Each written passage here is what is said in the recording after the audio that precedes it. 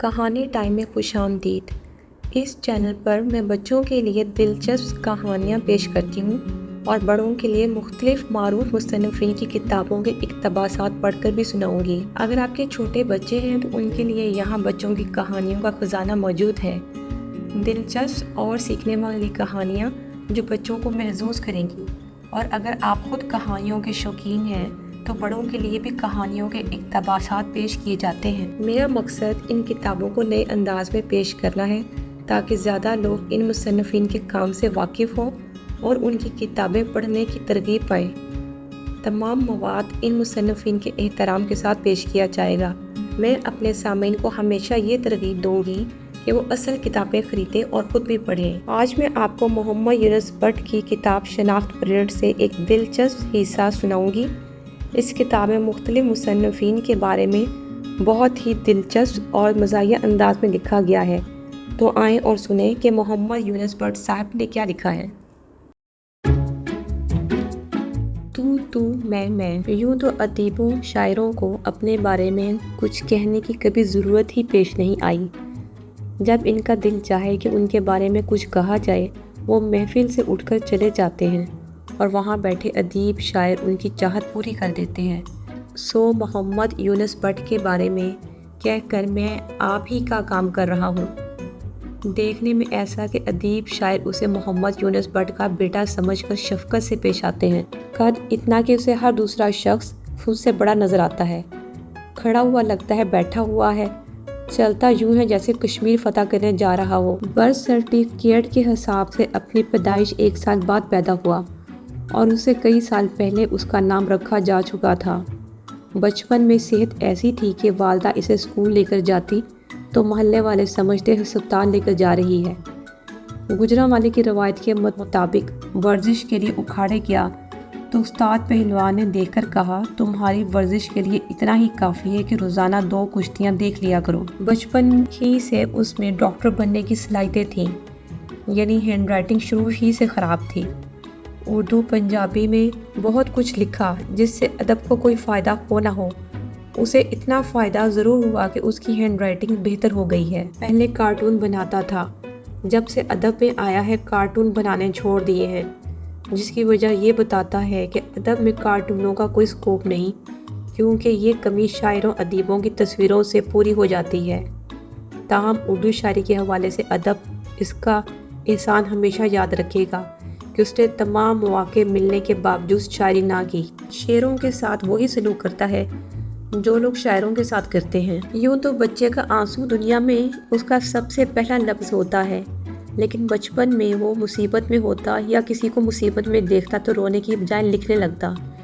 یوں اس نے رونے کا کام لکھنے سے لیا۔ آج بھی اس کی تحریریں پڑھ کر یہی لگتا ہے۔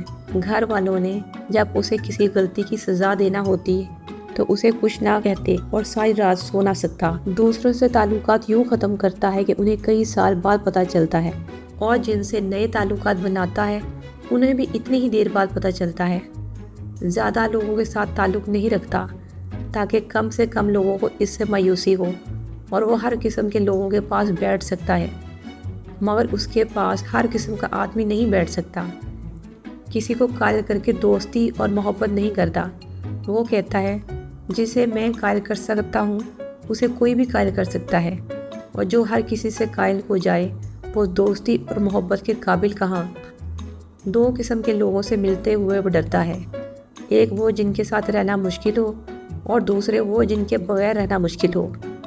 دوست صورت دیکھ کر اور دشمن سیرت دیکھ کر بناتا ہے، اس قدر بزدل کہ جسے ناپسند کرتا ہے اسے پتہ نہیں چلنے دیتا اور جس سے محبت کرتا ہے اسے بھی پتہ نہیں ہوتا۔ حالانکہ خاموشی ناپسندیدگی کے اظہار کا بہترین طریقہ صحیح، مگر محبت کے اظہار کا بدترین طریقہ ہے۔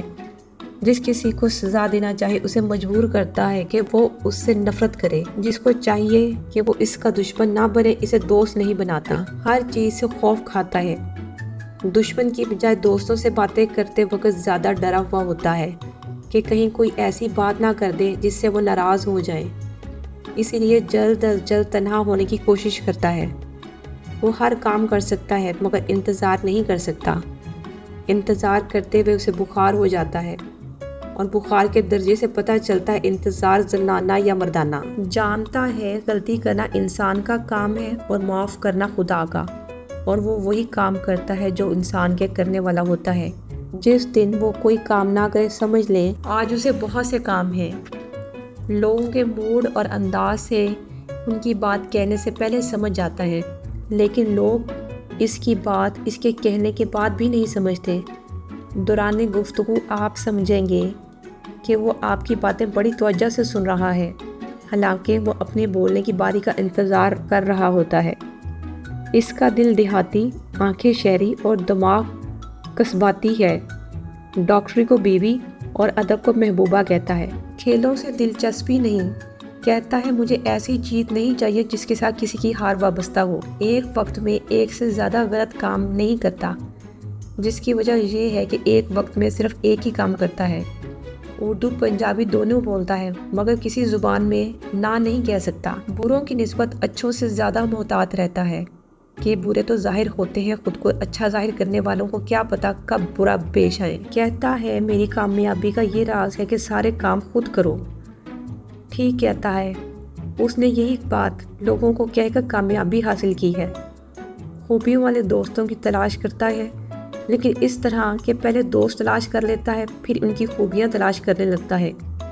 اس کے بارے میں بری رائے قائم کرنے کے لیے ایک بار ملنا ہی کافی ہے، البتہ اچھی رائے قائم کرنے کے لیے کئی بار ملنا پڑتا ہے۔ جب وہ لاہور میں آیا تھا تو اسے پورے شہر میں کوئی نہیں جانتا تھا۔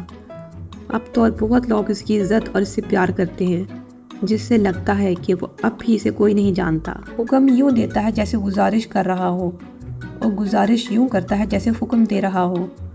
خدا کے علاوہ کسی اور کی محبت میں شریک نہیں رکھتا۔ اپنی پریشانی کسی کو نہیں بتاتا کہ اس سے پریشانی کم نہیں ہوتی اور زیادہ بھی نہیں ہوتی۔ جس موقع پر لوگ دوسروں سے ناراض ہوتے ہیں، یہ اس موقع پر بھی خود ہی سے ہی ہوتا ہے۔ پسندیدہ جگہ جہاں سے آسمان نظر آئے، پسندیدہ سواری ٹانگیں، اسے وہ کھانا پسند ہے جسے کھانے والے پسند کے ہوں۔ وہ کام نہیں کرتا جو اس سے نہ ہو سکے، اور وہ کام بھی نہیں کرتا جو ہر کسی سے ہو سکے۔ جس دن اسے کوئی مسئلہ نہ ہو پریشان رہتا ہے۔ کہتا ہے مخلوط تعلیمی اداروں میں شریف لڑکی وہ ہوتی ہے جو روزانہ ایک ہی لڑکے سے چائے پیتی ہے، اور شریف لڑکا وہ ہوتا ہے جس سے روزانہ مختلف لڑکیاں چائے پیتی ہیں۔ اس لحاظ سے وہ نہ خود کالج کے شریف لڑکوں میں شامل ہو سکا اور نہ اسے کوئی لڑکی شریف ہوئی۔ جس ماحول میں ہو اسی کا حصہ بن جاتا ہے، مگر اس ماحول کو اپنا حصہ نہیں بناتا۔ جن چیزوں کو خریدا جا سکے ان کی اسے خواہش نہیں، اور جو بغیر کسی قیمت کے ملیں ان کو لیتا نہیں۔ اس کا پسندیدہ دوست محمد یونس بٹ ہے، اور دشمن بھی یہی ہے۔ اس کی ایک عجیب و غریب عادت ہے، جس سے ملنے کی نیت بنا جائے صرف اسے ہی مل سکتا ہے، اور اگر اس جگہ پر اسے کسی اور کو ملنا ہو تو پھر کمرے میں آ کر اس سے ملنے کی نیت کرے اور دوبارہ جائے گا۔ ہر وقت جلدی میں رہتا ہے، جو کچھ کرنا چاہتا ہے اس کی کامیابی کے لیے دن رات ایک کر دیتا ہے، اور جو ہی کامیابی کے آثار پیدا ہوتے ہیں اسے چھوڑ کر کوئی اور کام پھر زیرو سے شروع کر دیتا ہے، اور اکثر زیرو پر ہی رہتا ہے۔